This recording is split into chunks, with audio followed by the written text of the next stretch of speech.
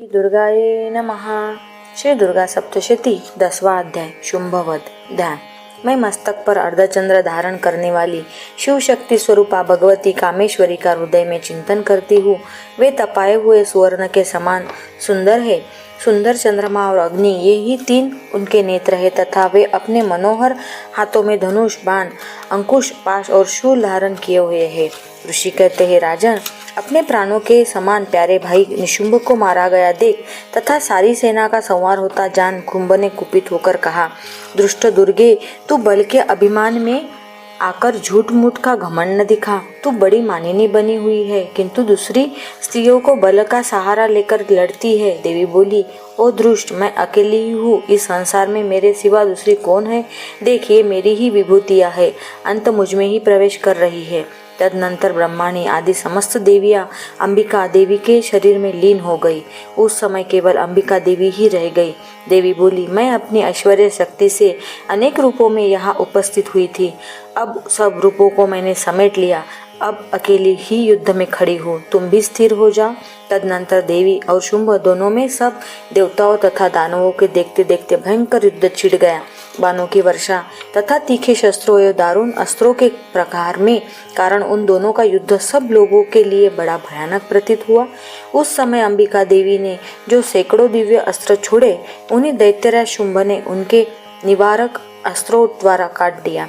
इसी प्रकार शुंभ ने भी जो दिव्य अस्त्र चलाए, उन्हें परमेश्वरी ने भयंकर हुंकार शब्द से उच्चारण आदि द्वारा खिलवाड़ में ही नष्ट कर डाला। तब उस असुर ने सैकड़ों बाणों से देवी को आच्छादित कर दिया। यह देख क्रोध में भरी हुई उन देवी ने भी बाण मारकर उसका धनुष काट डाला।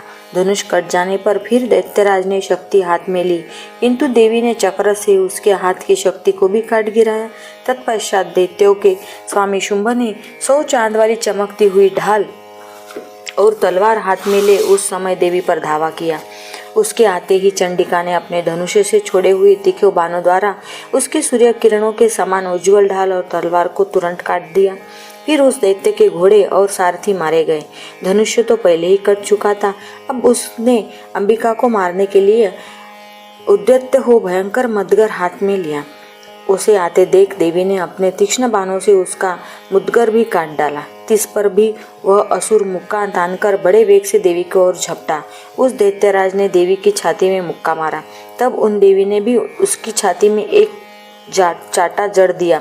देवी का थप्पड़ खाकर दैत्यराज शुंभ पृथ्वी पर गिर पड़ा, किंतु पुनः सहसा पूर्ववत उठकर खड़ा हो गया।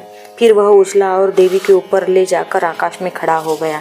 तब चंडिका आकाश में भी बिना किसी आधार के ही शुंभ के साथ युद्ध करने लगी। उस समय दैत्य और चंडिका आकाश में एक दूसरे से लड़ने लगे। उनका वह युद्ध पहले सिद्ध और मुनियों को विस्मय डालने वाला हुआ। फिर अंबिका ने शुंभ के हाथ साथ बहुत देर तक युद्ध करने के पश्चात उसे उठाकर घुमाया और पृथ्वी पर पटक दिया। पटके जाने के पर पृथ्वी पर आने के बाद वह दुष्टात्मा दैत्य पुनः चंडिका का वध करने के लिए उनकी ओर बड़े वेग से दौड़ा। तब समस्त दैत्यों को राजा शुंभ को अपनी ओर आता देख देवी ने त्रिशूल से उसकी छाती छेद कर उसे पृथ्वी पर गिरा दिया। देवी के शूल की धार से घायल होने पर उसके प्राण पखेरु उड़ गए और वह समुद्रों, द्वीपों और पर्वतों सहित समूची पृथ्वी को कंपाता हुआ भूमि पर गिर पड़ा। तदनंतर उस दुरात्मा के मारे जाने पर संपूर्ण जगत प्रसन्न एवं पूर्ण स्वस्थ हो गया तथा आकाश स्वच्छ दिखाई देने लगा।